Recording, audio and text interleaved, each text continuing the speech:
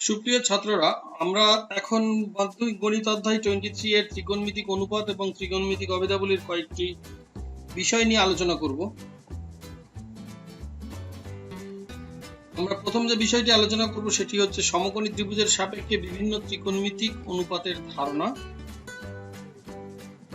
এবং তারপর বিভিন্ন ত্রিকোণমিতিক অনুপাতের পারস্পরিক সম্পর্কের ধারণা ও এর সঙ্গে কয়েকটি আদর্শ কোণের ত্রিকোণমিতিক অনুপাতের মান আমরা নির্ণয় করব।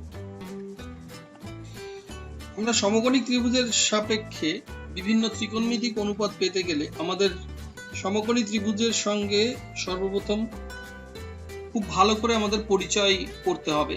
অর্থাৎ সমকোণী ত্রিভুজের বিভিন্ন বাহুকে আমরা কি বলে থাকি, বা কোন কোণের সাপেক্ষে কোন বাহুকে আমরা কি নাম দিয়েছি, সেগুলি সম্পর্কে আমাদের সম্যক ধারণা থাকা প্রয়োজন। আমাদের চিত্রে দেখানো সমকোণী ত্রিভুজ হচ্ছে এবিসি, যার অতিভুজ হচ্ছে সমকোণের বিপরীত বাহু। অর্থাৎ সমকোণের বিপরীত বাহুকে আমরা অতিভুজ বলি। এখানে অতিভুজ হচ্ছে এসি, কারণ সমকোণ হচ্ছে এবিসি। তাহলে সমকোণের বিপরীত বাহুকে সবসময় আমরা অতিভুজ বলি।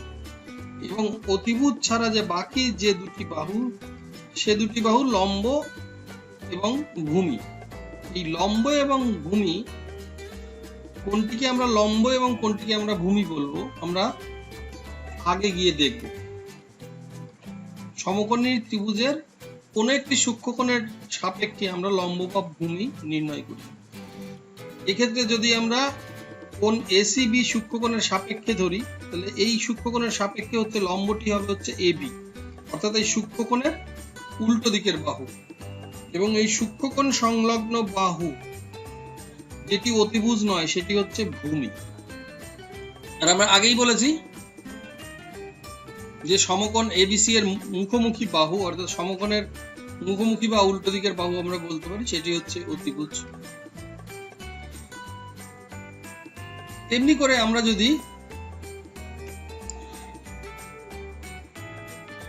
আমরা যদি এই সূক্ষ্মকোণের সাপেক্ষে ধরি, অর্থাৎ কোণ বিএসি সূক্ষ্মকোণের সাপেক্ষে যদি ধরি, তাহলে কিন্তু এবি বাহু হবে ভূমি। এই সূক্ষ্মকোণ সংলগ্ন বাহু অতিভুজ ছাড়া যে বাহুটি, সেটি হচ্ছে ভূমি। আর এই সূক্ষ্মকোণের উল্টো দিকের বাহু, অর্থাৎ এই বাহুটি হবে হচ্ছে লম্ব, সূক্ষ্মকোণের বিপরীত বাহু। আর অবশ্যই অতিভুজ একই থাকছে, অর্থাৎ সমকোণের সম্মুখ বাহু। এই সমকোণের সম্মুখ বাহু বা আমরা বলতে পারি উল্টো দিকের বাহু হচ্ছে অতিভুজ। তাহলে দেখা যাচ্ছে যে সমকোণী ত্রিভুজের সূক্ষ্মকোণের সাপেক্ষে আমরা যে সূক্ষ্মকোণটি সাপেক্ষ ধরছি, তার সাপেক্ষে একই বাহু কখনো লম্ব আবার কখনো ভূমির ভূমিকা পালন করছে। আর অতিভুজ কিন্তু সবসময় একই থাকছে, নির্দিষ্ট বাহুই থাকছে। তাহলে আমরা যদি এই সূক্ষ্মকোণটি ধরি, এর সাপেক্ষ যদি ধরি, তাহলে পরে এটি হচ্ছে ভূমি এবং এটি হচ্ছে লম্ব। আবার যদি এই সূক্ষ্মকোণের সাপেক্ষে ধরি, তাহলে এটি হচ্ছে ভূমি এবং এটি হচ্ছে লম্ব। একটি সমকোণী ত্রিভুজের কটি সূক্ষ্মকোণ থাকে আমরা জানি? যে কোনো সমকোণী ত্রিভুজের আমরা জানি দুটি সূক্ষ্মকোণ থাকে, ঠিক আছে? এই যে এখানে এই দুটি কোণ সূক্ষ্মকোণ। তাহলে সমকোণী ত্রিভুজের তিনটি বাহুর দুটি করে বাহু নিয়ে আমরা যদি অনুপাত বানাই, তাহলে কতগুলি আমরা অনুপাত পাবো? 6টি অনুপাত পাবো, তাই তো? আমরা যে কোনো দুটি বাহুর অনুপাত নেব, অর্থাৎ এই বাহু একবার নেব, আরেকবার এই বাহু নেব, আর আরেকবার এই বাহু এবং এই বাহু নেব, এবং এদের আবার উল্টোটাও সম্ভব, তাই তো? অর্থাৎ লম্ব বাই অতিভুজ যদি করি, তাহলে অতিভুজ বাই লম্বও সম্ভব। তাহলে কতগুলি মোট অনুপাত পাওয়া যায়? 6টি অনুপাত। এই যে আমরা 6টি অনুপাত পাই, এই অনুপাতগুলিকে আমরা ত্রিকোণমিতিক অনুপাতের আকারে প্রকাশ করতে পারি, ঠিক আছে? তাহলে ত্রিকোণমিতিক অনুপাত কাকে বলে?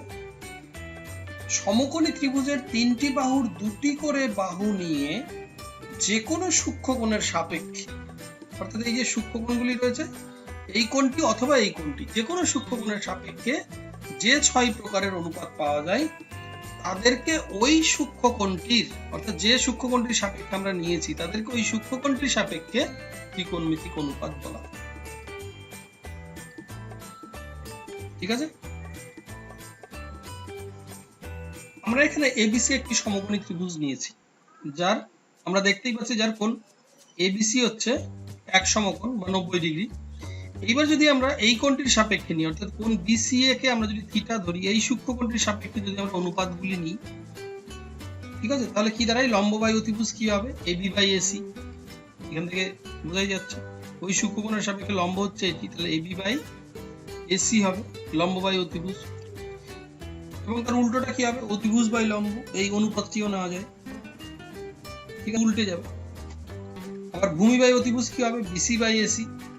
এটি হচ্ছে ভূমি, ঠিক আছে, ভূমি বাই এসি। এবং এটির উল্টো অনুপাতটি অতিভুজ বাই ভূমি কি হবে? AC by BC. লম্ব বাই ভূমি কি হবে? AB by BC. এখানে লম্ব হচ্ছে এবি বাই বিসি, তেমনি তার উল্টোটা কি হবে? ভূমি বাই লম্ব, বিসি বাই এবি। আমরা এগুলিকে ত্রিকোণমিতির অনুপাতের আকারে প্রকাশ করেছি। এগুলির একটা নির্দিষ্ট নাম আছে, এই নিয়ে আমরা পরে আসছি, ঠিক আছে। এই যে এবি বাই এসি লম্ব বাই অতিভুজ, এটাকে আমরা কি বলবো? বা এসি বাই এবি এটাকে আমরা কি বলবো? বা বিসি বাই এসি এটাকে আমরা কি বলবো? ভূমি বাই অতিভুজ এটাকে আমরা কি বলবো? বা লম্ব বাই ভূমি। এটির একটি নির্দিষ্ট ত্রিকোণমিতিক নাম আছে, আমরা সেটা নিয়ে পরে আসছি। এবারে আমরা এবিসি সমকোণী ত্রিভুজের এই কোণটিকে অপরিবর্তিত রেখে, এবিসি সমকোণী ত্রিভুজের এই যে থিটা কোণটি, এটিকে অপরিবর্তিত রেখে আমরা এই বাহু দুটি বাড়িয়ে যাব, অর্থাৎ অতিভুজ এবং ভূমি, এবং ক্রমাগত এর উপরে লম্ব টেনে যাব। অর্থাৎ এখানে লম্ব টানা হয়েছে আর এস। আবার যদি আমরা কমিয়েও দেখাই, এখানে যদি আমরা এই এসি বাহুর মধ্যে যে কোনো একটি পি বিন্দু নিয়ে আমরা যদি ভূমির ওপর যদি পি কিউ লম্ব আঁকি, তাহলে এখানেও একটি ত্রিভুজ তৈরি হবে, অর্থাৎ পি কিউ সি। আবার এইখানে যে আগে আমরা বাড়িয়েছিলাম, এখানে আর বিন্দু থেকে এস এর ওপর যে লম্বটি আমরা টেনেছি, তাহলে এখানেও একটি সমকোণী ত্রিভুজ তৈরি হয়েছে আর এস সি, যার কিনা এই কোণটি এক সমকোণ, কারণ আমরা এখানে লম্ব টেনে। আবার এক্ষেত্রেও তাই, কোণ পি কিউ সি এক সমকোণ। তাহলে এখানে যে তিনটি ত্রিভুজ তৈরি হয়েছে, এখানে প্রত্যেকটি ত্রিভুজ একে অপরের সদৃশ। কারণ কি? এই কোণটি এক সমকোণ, প্রত্যেকের ক্ষেত্রেই এগুলো সমকোণী ত্রিভুজ। তাহলে সমকোণী ত্রিভুজের একটি সূক্ষ্মকোণ যদি সাধারণ সূক্ষ্মকোণ হয়, অর্থাৎ সবার মধ্যে যদি থাকে, তাহলে অবশ্যই আরেকটি কোণও সমান হবে। তাহলে এখানে তিনটি কোণই যদি সমান হয়, তাহলে সমকোণী ত্রিভুজের একটি সূক্ষ্মকোণ যদি সবার মধ্যে থাকলে, তাহলে সেই ত্রিভুজগুলি একে অপরের অনুরূপ ত্রিভুজ হবে। সদৃশতার অ্যাঙ্গেল সূত্র থেকে তাই এটি, যে দুটি ত্রিভুজের দুটি কোণ পরস্পর সমান, সেই ত্রিভুজদ্বয় পরস্পর সদৃশ। তাহলে এখানে যে ত্রিভুজ তিনটি তৈরি হয়েছে, এই ত্রিভুজ তিনটি প্রত্যেকে একে অপরের সদৃশ। এবার তাদের ত্রিকোণমিতিক, এইবার এদের বাহুগুলির ত্রিকোণমিতিক অনুপাত দেখা যায়। তাহলে এদের লম্ব বাই অতিভুজ কি হবে? এখানে যে মূল ত্রিভুজ রয়েছে এবিসি, তার লম্ব কি হবে? এবি, এবং অতিভুজ কি? এসি। আর এই যে ছোট ত্রিভুজটা রয়েছে, সবচেয়ে যে ছোট ত্রিভুজ, তার লম্ব কি? পিকিউ, এবং অতিভুজ হচ্ছে পিসি। আর সবচেয়ে যে বড় ত্রিভুজ রয়েছে, তার লম্ব কি? আরএস, এবং অতিভুজ হচ্ছে আরসি। তেমনি ভূমি বাই অতিভুজ কি হবে? এই ত্রিভুজ এবিসি এর বিসি হচ্ছে ভূমি, এবং এসি হচ্ছে ওই একই অতিভুজ এসি। আর ত্রিভুজ পিকিউসি এর ভূমি কি? কিউসি, এবং অতিভুজ হচ্ছে পিসি। তেমনি করে সবচেয়ে বড় যে ত্রিভুজটি, তার ভূমি কি? এসসি, আর অতিভুজ কি? আরসি। তেমনি করে আমরা লম্ব বাই ভূমিও লিখতে পারি, এবি বাই বিসি সমান সমান পিকিউ বাই কিউসি সমান সমান আরএস বাই এসসি। এই যে অনুপাতগুলি আমরা এখানে সমান দেখিয়েছি, এটি সদৃশতার শর্ত অনুসারে, ঠিক আছে। কারণ ত্রিভুজগুলি একে অপরের সদৃশ, তাই এই বাহুগুলির অনুপাত সমান হয়। অনুরূপে আমরা এই অনুপাতগুলি, অর্থাৎ এগুলিকে যদি আমরা উল্টে দিই, লম্ব বাই অতিভুজ লিখেছি, এখানে আমরা লিখছি অতিভুজ বাই লম্ব, শুধু উল্টে দিয়েছি, এবং অতিভুজ বাই ভূমি এবং ভূমি বাই লম্ব। এই যে অনুপাতগুলি পাওয়া যাবে এগুলিও নিশ্চয়ই সমান হবে। তাহলে আমরা কি দেখতে পাচ্ছি যে একটি যে কোনো একটি সূক্ষ্মকোণের সাপেক্ষে একাধিক সদৃশ সমকোণী ত্রিভুজের অনুপাতগুলি কিন্তু সমান হয়। ঠিক আছে, তাহলে আমরা এখানে সেটি দেখতে পেলাম যে আমাদের বাহুগুলির দৈর্ঘ্য যাই হোক না কেন, এই কোণটি যদি সমান থাকে তাহলে সমকোণী ত্রিভুজের বেলায়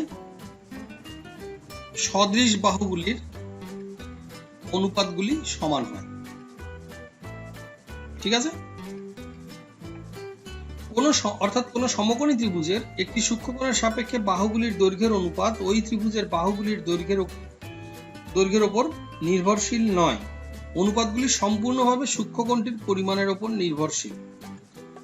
কোন নির্দিষ্ট কোণের ত্রিকোণমিতিক অনুপাতের মানগুলি সমকোণী ত্রিভুজটির বাহুগুলির দৈর্ঘ্যের সঙ্গে পরিবর্তনশীল নয়। তার মানে এই যে অনুপাতগুলি রয়েছে AB by AC, PQ by PC, আমি যতই এটিকে বাড়িয়ে যাই না কেন এই যে অনুপাতের মান সবসময় এবি বাই এসির কিন্তু সমানই থাকছে। সেটি তো আমরা দেখালাম, আমরা এটি বাড়াই বা কমাই সবসময় এই এবি বাই এসি এর সমানই থাকছে, কিন্তু আমাদের এই কোণটি কিন্তু একই থাকতে হবে। এবারে আমরা কোণ যদি বাড়িয়ে ফেলি, তাই এখানে সেই কথাটি বলেছে যে আমরা যদি কোণ যদি বাড়িয়ে ফেলি তাহলে কিন্তু আর ওই এই শর্তটা কিন্তু থাকছে না, কারণ আমরা যদি কোণটা যদি বাড়িয়ে ফেলি তাহলে এই ত্রিভুজগুলি একে অপরের আর সদৃশ থাকবে না। আমরা যদি এই ত্রিভুজটি বানাতাম পি কিউ সি, এই কোণটিকে বাড়িয়ে অর্থাৎ পি বিন্দু যদি এরকম জায়গায় নিয়ে করতাম তাহলে কিন্তু এই ত্রিভুজ এবিসি এর সঙ্গে পি কিউ সি সদৃশ হতো না, কারণ থিটাটা আরো বড় হয়ে যেত পি কিউ সি এর বেলায়। ঠিক তো, তাহলে সেক্ষেত্রে আমরা সদৃশ বলতে পারতাম না, তাহলে এই অনুপাতগুলিও আমরা লিখতে পারতাম না সমান।